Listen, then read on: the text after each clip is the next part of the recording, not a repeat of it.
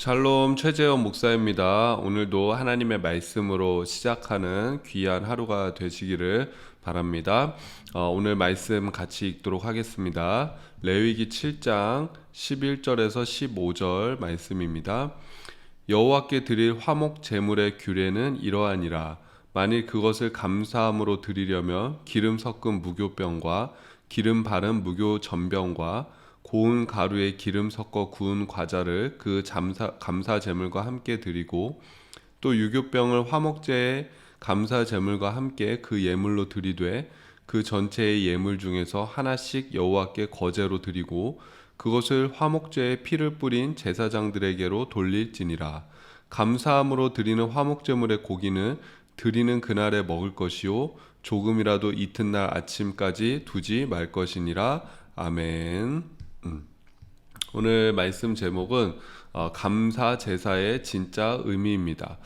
레위기를 보면은 5대 제사가 나옵니다. 번제, 소제, 속죄제, 속건제, 화목제 이렇게 5대 제사가 나오죠. 근데 이 제사들 중에서 하나님 앞에 아주 기쁘고 즐겁게 드리는 제사가 있습니다. 바로 화목제 또는 감사제라고도 그렇게 불립니다.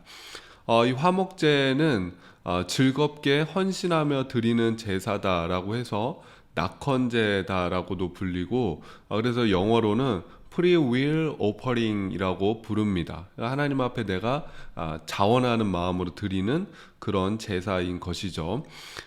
그 뜻처럼 다른 제사와는 좀 다르게 정말로 이 기쁨과 감사함 가운데 드리는 제사라고 할 수 있습니다.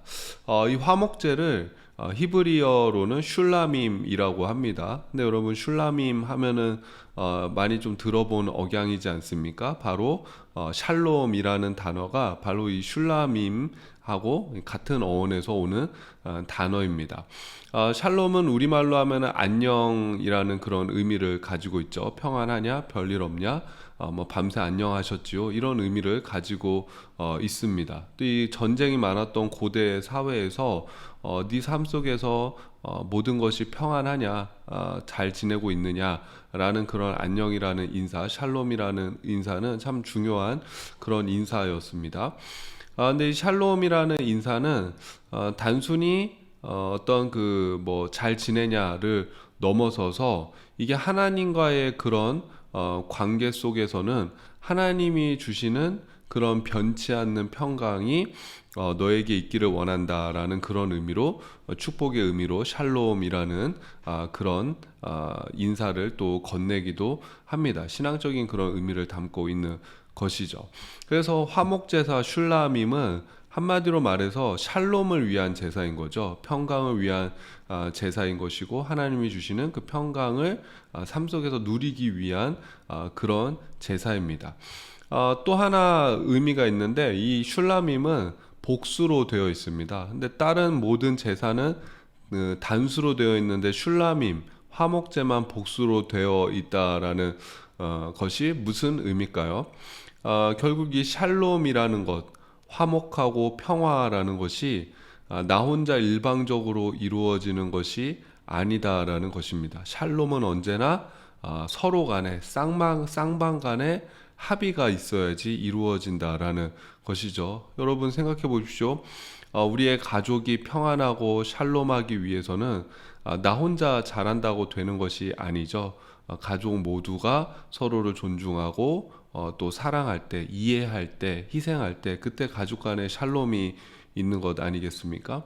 뭐 회사도 마찬가지고 사람이 모인 모든 공동체는 다 마찬가지입니다. 나 하나 잘한다고 또 저 상대방이 잘한다고 되는 것이 아니라 상대방도 잘해야 되지만 또 나도 잘하고 이해해주고 그런 것들이 필요한 것이죠. 하나님과의 샬롬도 마찬가지입니다. 하나님만 잘한다고 해서 샬롬이 이루어지는 것이 아니고 또 뭐 나도 잘해야 되는 거죠. 하나님의 그 은혜에 나도 응답하는 삶을 살아야 서로 간의 샬롬이 진정한 샬롬이 있을 수 있고 하나님이 내미시는 그 손을 붙잡을 때 진정한 샬롬이 이루어질 수 있는 것입니다. 그래서 여러분 우리 삶에 화목한 것은 서로 같이 협력할 때 가능하다라는 걸 우리가 기억했으면 좋겠습니다. 또 오늘 본문 15절을 보면은 하나님이 의미심장한 말씀을 주시죠. 그 화목 제물은 아침까지 남겨두지 말라라고 말씀하셨습니다. 제가 한번 읽어드리면 감사함으로 드리는 화목 제물의 고기는 그날에 먹을 것이요 조금이라도 이튿날 아침까지 두지 말 것이니라. 화목 제물 때 드린 그 제물, 뭐 염소를 드릴 수도 있고 양을 드릴 수도 있고 소를 드릴 수도 있는 것 아니겠습니까? 뭐 비둘기를 드릴 수도 있는 것이죠. 근데 이 제물은 절대로 다음 날까지는 남겨두지 말라라고 하십니다. 하나님이 뭐 혹시라도 남겨두는 날 남겨두는 경우가 있으면 어쨌든 그 다음 날까지도 무조건 먹고 3일째 되는 날까지 4일째 되는 날까지는 절대로 남겨두어서는 안 된다라고 그렇게 말씀을 하세요. 무슨 의미일까요? 여러분, 예를 들어 소 한 마리, 양 한 마리 잡으면 혼자서 다 먹을 수 있습니까? 절대 혼자서 다 먹을 수가 없죠. 그래서 남겨두지 말라라는 것은 그 음식을 어떻게 해서든 다 소비하라라는 의미입니다. 그러니까 나 혼자는 다 먹을 수 없으니까는 이 제사가 온전한 제사가 되기 위해선 이 음식을 남겨두면 안 되잖아요, 재물을. 그렇기 때문에 나눠주는 거죠. 가족에게도 나눠주고 이웃들에게도 그 제사를 나눠주는 것입니다.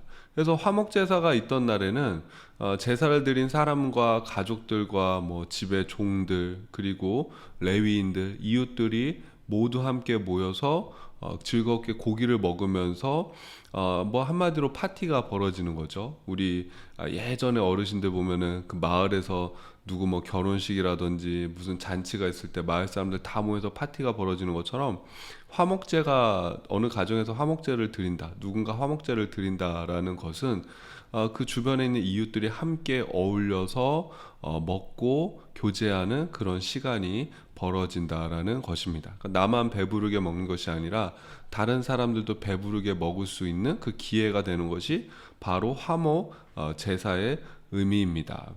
우리가 화목제의 의미, 이 화목제는 또 뭐라고 되어 있죠? 감사의 마음으로 드리는 제사다라고 되어 있잖아요. 그래서 감사제라고 부르잖아요. 우리가 화목제의 의미로 이 감사를 생각해 본다면은 이렇게 우리가 해석할 수 있을 것 같습니다. 첫 번째는 감사는 항상 일방적일 수 없다. 우리는 감사합니다라고 이야기를 할 때 분명히 감사의 대상이 있게 되는 것이죠. 뭐 나 스스로에게 감사할 수도 있지만은 일반적인 경우는 그 감사의 대상이 분명히 있지 않습니까? 그래서 우리는 먼저는 하나님께 감사하는 삶을 살아야 합니다. 여러분, 우리의 첫 번째 감사의 대상은 하나님이 되어줘야 합니다.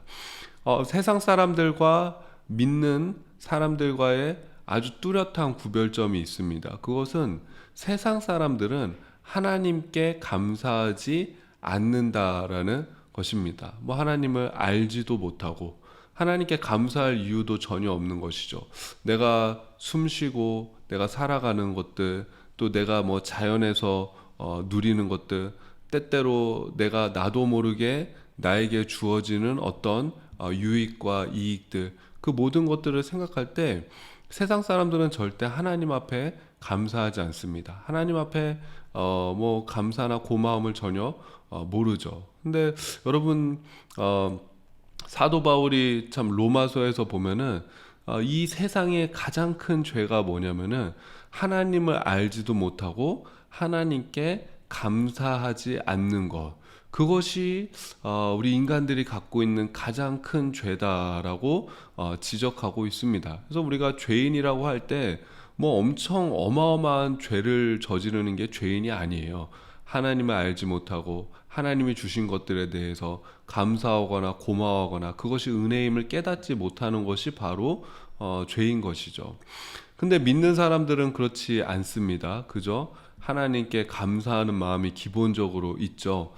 내게 주어지는 것들, 그 모든 것들, 시간도 그렇고 어떤 자연의 모든 것도 그렇고 우리가 숨 쉴 수 있는 공기도 그렇고 햇빛도 그렇고 또 때로는 비가 오고 또 밤이 찾아오고 그 모든 것들이 하나님의 은혜이고 하나님이 주신 것임을 기억하고 감사하는 그런 삶을 살게 됩니다. 그래서 믿는 사람들은 성도의 기본적인 삶의 태도는 하나님께 감사하는 것입니다. 그것이 우리 삶의 아주 기본적이고 당연한 삶의 어떤 가치와 태도가 되어져야 합니다.